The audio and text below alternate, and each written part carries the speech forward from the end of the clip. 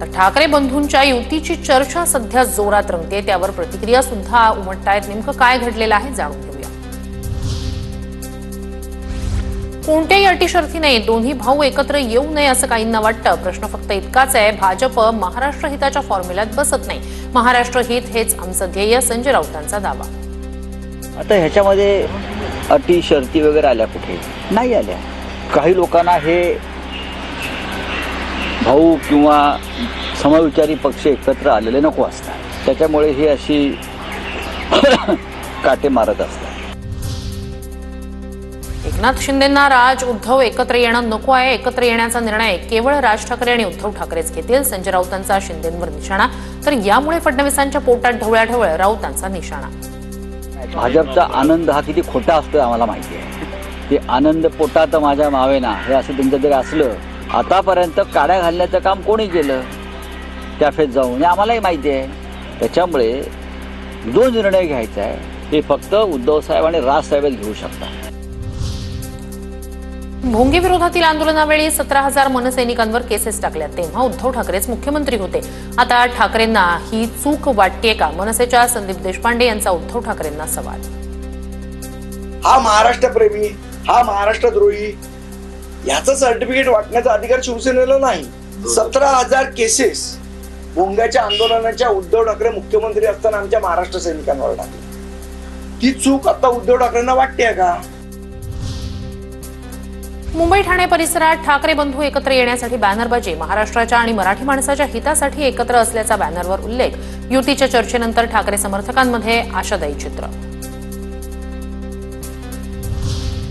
राज ठाकरे अटी शर्थींपुढे झुकतील असं वाटत नाही। शिंदेंसोबत संपर्क तोडा, फडणवीसांशी बोलू नका अशा अटी घालून राजकारण होतं का? उदय सामंत यांचा सवाल। अटी घातल्यानंतर राजसाहेब कोणाबरोबर युती करतील असं मला वाटत नाही। आणि अटी काय आहेत? शिंदे साहेबांबरोबरचा संपर्क तोडावा, शिंदे साहेबांना जेवायला बोलू नये, शिंदे साहेबांकडे जेवायला जाऊ नये, देवेंद्रजींना घरी बोलवू नये, देवेंद्रजींच्या घरी जाऊ नये। मला असं वाटतं हे राजकारण आहे का? राज ठाकरे आणि उद्धव ठाकरे यांच्या एकत्र येण्याच्या चर्चांवर बोलण्यास शरद पवार यांचा नकार। पंढरपूर दौऱ्यावर असताना पत्रकारांनी विचारलेल्या प्रश्नाला पवारांनी उत्तर देणं टाळलं। दोन भाऊ एकत्र येत आहेत, या चर्चेवरून इतकी चिडचिड, रुको जरा सब्र करो, युती झाली तर अजून बदनाम व्हायचंय। रोहिणी खडसेंचा एकनाथ शिंदेंना टोला। महाराष्ट्राच्या हिताच्या दृष्टीनं ठाकरे बंधू मतभेद विसरून एकत्र येत असतील तर स्वागत करू। ज्यावेळी ठाकरे बंधू एकत्र येतील, मराठी माणूस एकवटला जाईल, तेव्हा काय परिणाम होतील हे वेगळं सांगायची गरज नाही। हर्षवर्धन पाटील यांची प्रतिक्रिया।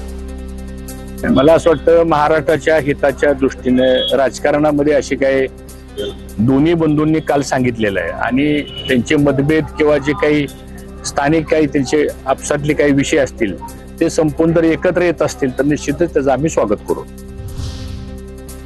राज ठाकरे आणि आशिष शेलार यांच्या मैत्रीत दुरावा आलाय का? राज ठाकरेंबाबत आशिष शेलार यांच्या वक्तव्यानं राजकीय वर्तुळात चर्चा।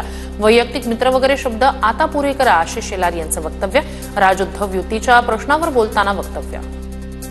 वैयक्तिक वगैरे आतापर्यंतचे शब्द आता पुरे करा। माझ्या दृष्टीने माझे वैयक्तिक मित्र वगैरे होते, तो विषय संपला। राजकीय विषयावर मी राजकीय भाष्य एवढंच करीन। त्या दोघांचा प्रश्न आहे, ते दोन पक्ष आहेत, त्यांनी ठरवावं।